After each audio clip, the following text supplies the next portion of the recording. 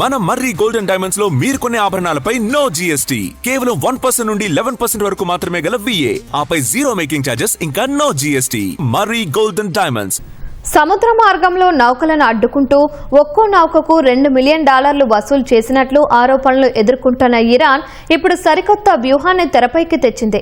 Hormuz జలసంధిని ఒక digital toll booth గా మార్చేందుకు ఇరాన్ IRGC ప్రణాళిక సిద్ధం చేస్తోంది. ప్రపంచ ఇంటర్నెట్ వ్యవస్థకు వెన్నెముకగా ఉన్న సముద్ర గర్భ ఫైబర్ ఆప్టిక్ కేబుళ్లపై ట్రాన్సిట్ ఫీజులు వసూలు చేయాలని ప్రతిపాదించింది. అదే జరిగితే ప్రపంచ డేటా వ్యవస్థ ఎలా స్తంభించిపోనుంది, సామాన్య ఇంటర్నెట్ యూజర్లపై ఎలాంటి ప్రభావం పడనుంది, ఈ కథనంలో చూద్దాం. హర్ముజ్ జలసంధిలో పరిచిన under water fibre optic cables పై రవాణా ఫీజును వసూలు చేయాలని ఇరాన్ భావిస్తోంది. ఈ మేరకు IRGCకి చెందిన తస్నీం, ఫార్స్ వార్తా సంస్థలు కథనాలు ప్రచురించాయి. హర్ముజ్ జలసంధి కేవలం చమురు రవాణాకే కాదు, ప్రతిరోజు $10 ట్రిలియన్ ఆర్థిక లావాదేవీలు జరిగే ఒక రహదారి అని ఇరాన్ అధికారులు చెబుతున్నారు. ప్రపంచవ్యాప్తంగా 99% పైగా డాటా ప్రవాహం సముద్ర గర్భ కేబుళ్ల ద్వారానే జరుగుతోంది. అందులో హర్ముజ్ కూడా ఒక భాగం. అక్కడ ఫైబర్ ఆప్టిక్ కేబుల్స్ పై పన్ను వసూలు చేస్తే $15 బిలియన్ వార్షిక ఆదాయం సమకూరుతుందని IRGC భావిస్తున్నట్లు తెలిసింది. తమ ప్రాదేశిక జలాలపై తమకు పూర్తి సార్వభౌమాధికారం ఉందని, అందుకే అక్కడ కేబుల్స్ పై పన్ను విధించే అధికారం తమకు ఉందని ఇరాన్ వాదిస్తోంది.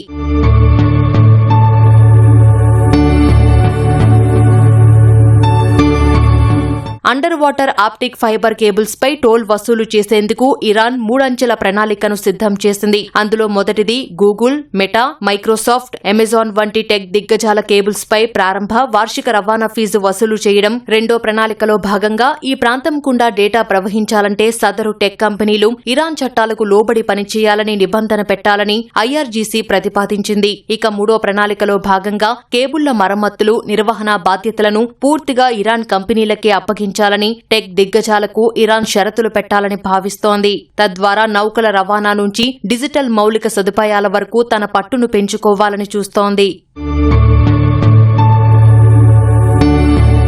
సముద్ర గర్భ కేబుల్స్ అనేవి అంతర్జాతీయ ఆర్థిక లావాదేవీలు, క్లౌడ్ సర్వీసులు, సైనిక కమ్యూనికేషన్లను మోసుకెళ్లే అత్యంత కీలక మార్గాలు. ఒకవేళ యుద్ధంలో భాగంగా హర్ముజ్లో ఈ కేబుళ్లకు ఇరాన్ అంతరాయం కలిగిస్తే మధ్యప్రాచ్యం, ఐరోపాతో పాటు ఆసియా దేశాల మధ్య అనుసంధానత పూర్తిగా దెబ్బతింటుంది. వీటి మరమ్మతులకు వారాలు లేదా నెలల సమయం పడుతుంది. ఫలితంగా అంతర్జాతీయ సమాజంపై తీవ్ర ఒత్తిడి పడుతుంది. ఒకవేళ ఇరాన్ అనుకున్నదే జరిగి డిజిటల్ టోల్ విధానాన్ని అమలు చేయగలిగితే ప్రపంచవ్యాప్తంగా ఉన్న ఇంటర్నెట్ వినియోగదారులపై నేరుగా ఆ ప్రభావం పడుతుంది. ఇరాన్ విధించే అదనపు నిర్వహణ ఖర్చులను టెక్ కంపెనీలు భరించవు.